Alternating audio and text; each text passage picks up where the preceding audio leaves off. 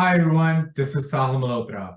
As the principal attorney at Drishti Law, I help people and small businesses protect and develop their intellectual property portfolios. Today, I want to discuss a critical juncture in a brand owner's journey, receiving or sending a notice of opposition. A notice of opposition is precisely what it sounds like. It's an opposition to the registration of a trademark, usually filed by a third party at the Trademark Trial and Appeal Board, or for short, TTAB. A third party in this scenario is asserting that the applicants applied for a mark will somehow interfere with their brand's value and even dilute it. If an applicant applies for a trademark, be it a 1A in use or 1B intent to use application, an examining attorney at the USPTO is assigned to review and potentially clear the application for publication in the Trademark Official Gazette. After a mark's publication, a third party usually has 30 days to oppose the application. After a mark's publication, a third party has 30 days to oppose the application on various grounds discussed previously on the website and YouTube.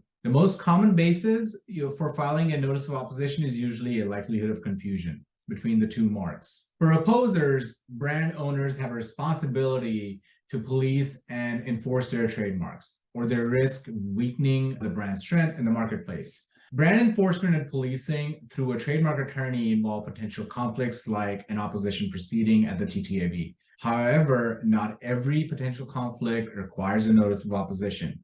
It usually starts with a cease and desist letter, but can lead to a notice of opposition or other federal litigation options. Although the initial period to file an opposition is within 30 days from the publication of the application, an opposer can obtain an automatic 30-day extension to oppose or a 90-day extension on motion by showing of good cause. For applicants, discussing the merits of the opposer's claims in the filed complaint with a trademark attorney is essential. Aside from arguing against the opposition, other outcomes should always be discussed, including settlement agreements and possible rebranding. It's always cheaper. Sometimes people don't think about this. People think that it's so expensive to rebrand. It's not expensive to rebrand unless you have a lot of value already built into it.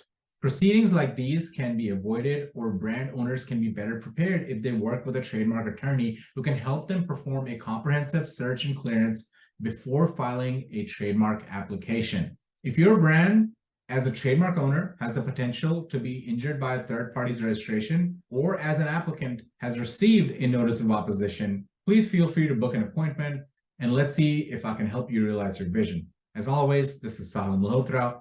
Thank you for watching.